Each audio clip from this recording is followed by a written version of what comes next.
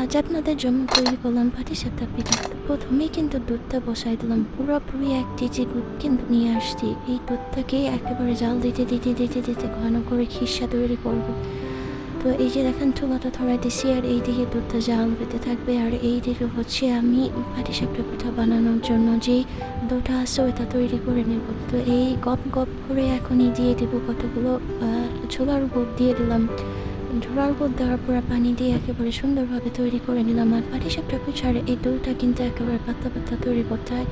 এখানে দেখেন আমার দুধ জাল দেওয়া হয়ে গেছে, সাথে একটু ফ্লোর অ্যাড করে দিলাম যাতে একটু দুধটা ঘন হয়ে আসে। আর 1 কেজি দুধটি কিন্তু 1 পা করে নিচ্ছি, সেটা কিন্তু দেখতেই পারতেছেন। আর আমি এই দুধের সাথে আর অন্য কিছু মিক্সড প্রয়োজন মনে করি না, কারণ এই দুধের কারণে পাটিসাপটা পিঠা কিন্তু খাবো আমরা।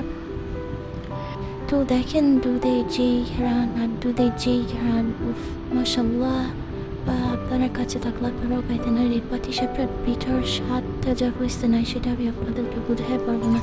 তো এই দেখেন আস্তে আস্তে আমার দৌড়টা কিন্তু রেডি হয়ে গেছে। আর এই দিকে চুলায় যা করতেছে, এই চুলা নিয়ে আমি আর পারতেছি না, বিশ্বাস করেন। এই চুলা আগুন যেতেছে, থাপ্পায় থাপ্পায় চুলার দাঁত যা আছে সব ফালাই দিয়ে বেশি রং করতেছে। তো এই দিকে দেখেন এই যে আমার কিন্তু সব রেডি হয়ে গেছে, দৌড়টা দিয়ে দিলাম। আল্লাহ বউ দেখেন এই যাবো চুলাটা নিভে গেছে, কি যে একটা অশান্তি। সাথে দিয়ে দিলাম দেখেন খিরসাটা উপরে। এখন এটাকে উঠায় পাল্টায় নিব, কিন্তু পাল্টাইতে না যখন গেলাম তখনই কিন্তু খেলাটা শুরু হয়ে গেল। এই যে দেখেন কি শুরু করে দিচ্ছে, উঠাইতে চায় না। তো সাথে সাথে কি করলাম, আরেকটা প্রচুর নিয়ে ওইটাকে উঠাই দিয়ে দিলাম। তারপরে দেখেন পুরা হয়ে গেছে। কেন পুরা হবে, এটার জালটা এত বেড়ে যায়, আবার একবারে নিভে যায়, যে কি একটা অবস্থা। এখন দেখেন আবার আরেকটা দিয়ে দেব। তো এই যে দেখেন চুলায় যে কি নকশা শুরু করছে আজকে 2-3টা দিন ধরে, মানে চুলার যন্ত্রণায় বাঁচতেছি না, কি করা যায় বলেন তো। মানে আল্লাহ আর কি বলে, আসলে আমার পুড়ে গেছে চাই চিকন এখন এই মতো আর কি চুলার মধ্যে জ্বলে না।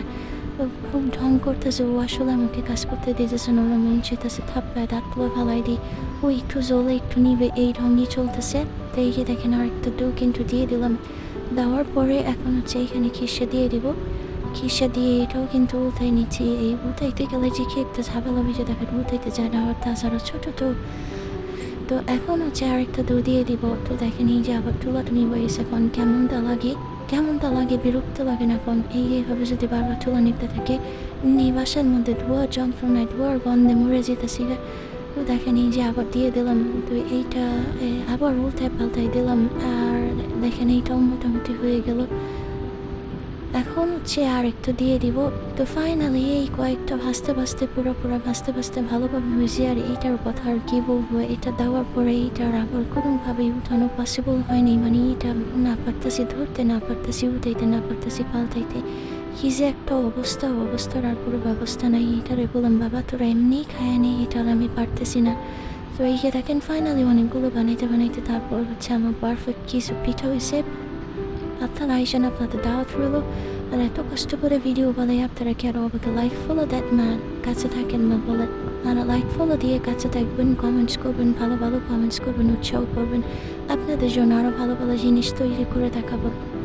ভালো থাকবেন গাইস, আসসালামু আলাইকুম, আল্লাহ হাফেজ।